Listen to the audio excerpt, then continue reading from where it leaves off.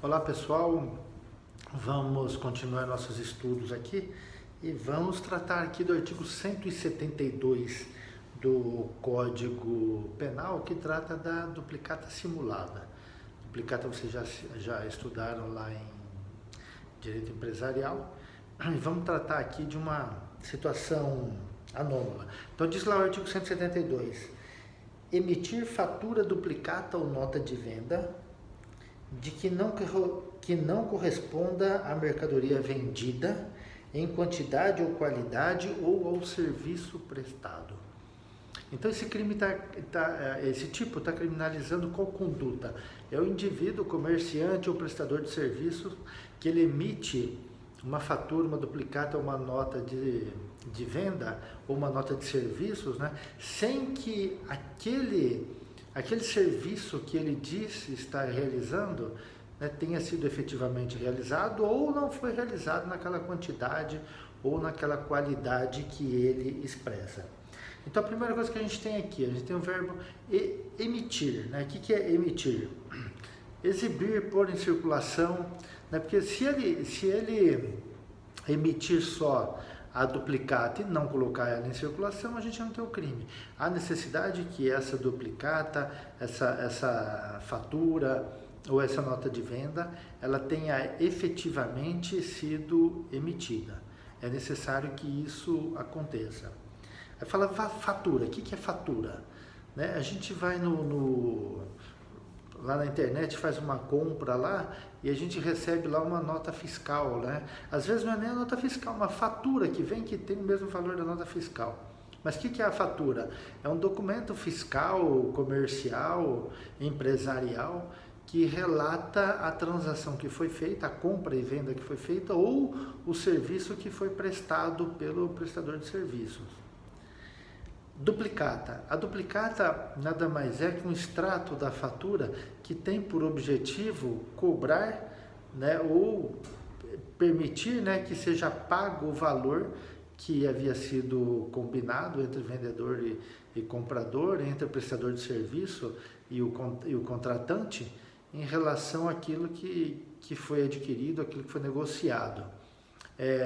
A duplicata, se a gente lembrar lá em direito empresarial, é um título de crédito, né, porque ela é um recebível, né, o emitente, né, que é a empresa, o vendedor, o prestador de serviço emite em razão da existência de uma fatura, porque houve o serviço, houve a prestação de serviço, houve a venda, emite para que a pessoa pague lá na data estabelecida no documento.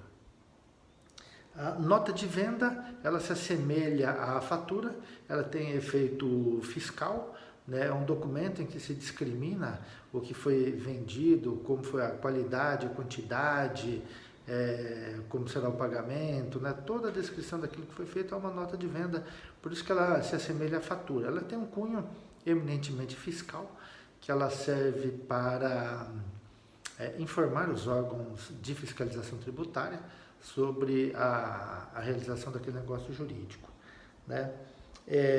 Quando a gente fala aqui no artigo 172, né, que a fatura duplicata ou a nota de venda não corresponde à mercadoria vendida em quantidade ou qualidade ou no serviço prestado, significa dizer o seguinte, que aquela duplicata, aquela fatura, aquela nota de venda não está de acordo com o que foi negociado. E aí a gente tem um grande problema aqui que às vezes as pessoas discutem. Bom, tudo bem, né? Então eu comprei 10 metros de fios lá na loja de construção e eles me entregaram 5 e faturaram 10. Então a gente está numa duplicata simulada. Em tese sim. Em tese sim. Mas e quando eu não compro nada e ele emite a nota fiscal? A gente vai ter o crime de duplicata simulada? O texto, né?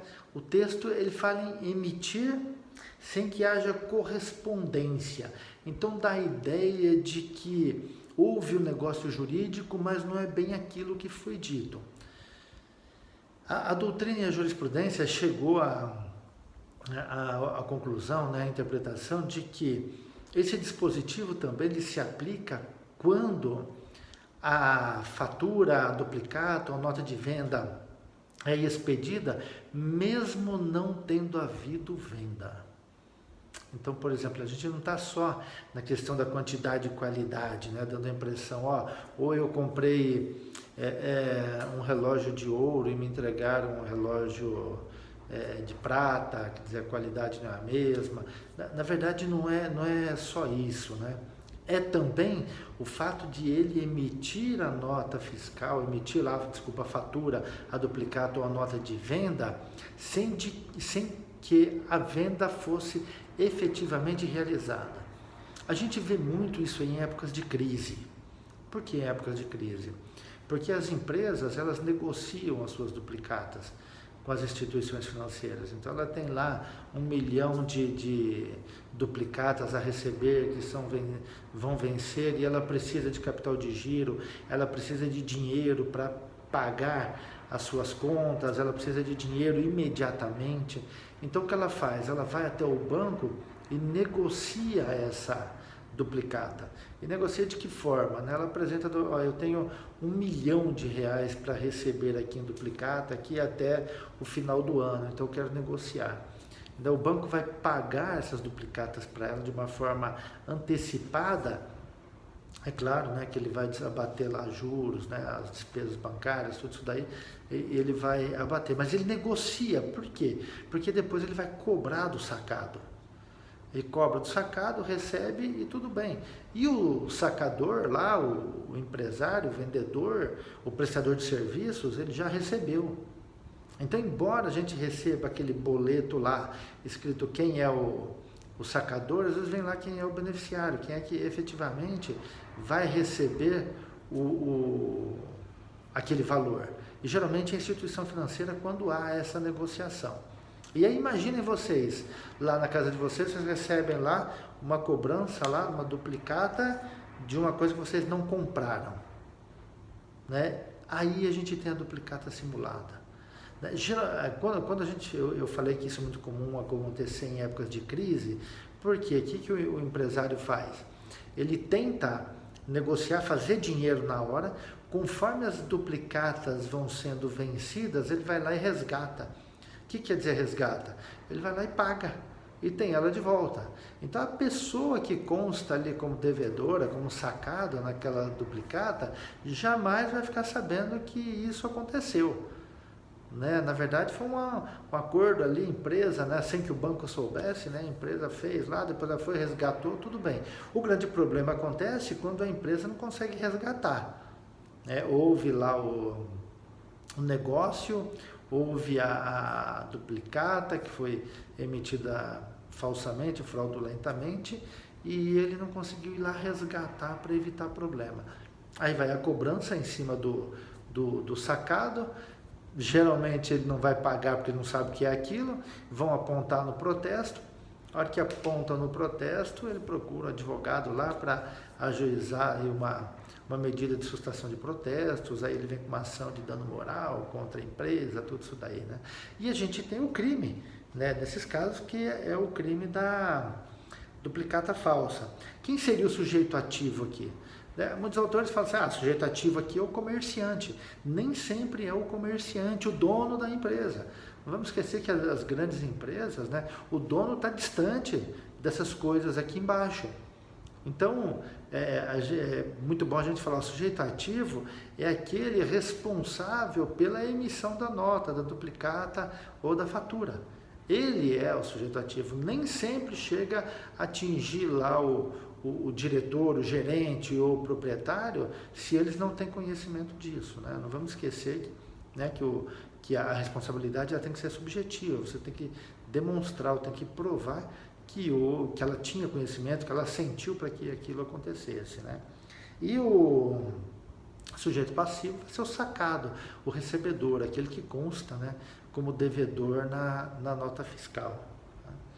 Alguns problemas a gente tem. Se a vítima tinha conhecimento disso, a empresa falou assim, rapaz, eu estou precisando negociar um dinheiro lá no banco, posso emitir uma duplicata no seu nome e tal, chegar na data do vencimento, eu vou lá e resgato e tudo bem. Você aceita isso? Você concorda? Aí ela, eu concordo, tudo bem, para te ajudar, faço, não tem nenhum problema. Aí o fato é atípico.